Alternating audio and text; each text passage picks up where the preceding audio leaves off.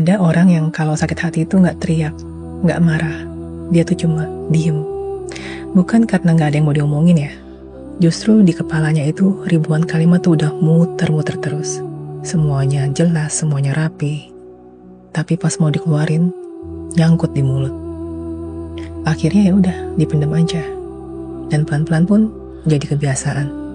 Jadi kayak tombol otomatis. Ketika disakitin, ya tarik diri. Ketika dikecewain, ya diam. Sampai lama-lama orang lain pun salah paham. Dikiranya dia dingin, dikiranya dia gak peduli. Padahal sebenarnya hati dia itu penuh dengan badai. Tapi badai itu gak pernah dikasih izin untuk keluar. Dalam psikologi ini namanya emotional withdrawal. Cara tubuh buat bertahan dan cara jiwa buat bilang, diam itu lebih aman loh daripada disalahpahami.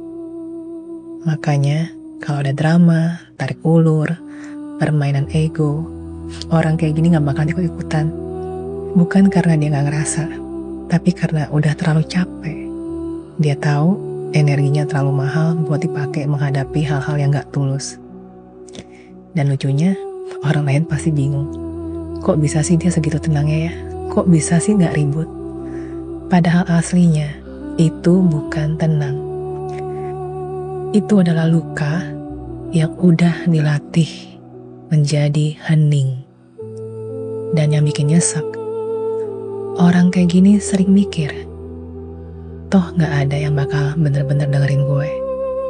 Jadinya makin lama dia makin nutup. Padahal dia bukan batu loh, dia juga bukan es. Dia cuma manusia yang pernah terlalu sering ngerasa salah, ngerasa gak dimengerti.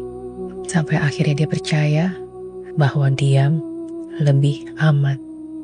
Dan yang dia butuhin bukan dipaksa ngomong, bukan juga dicecar biar jujur. Dia cuma butuh satu, rasa aman. Seseorang yang bikin dia berasa, gue boleh buka suara di sini dan gak akan disalahin.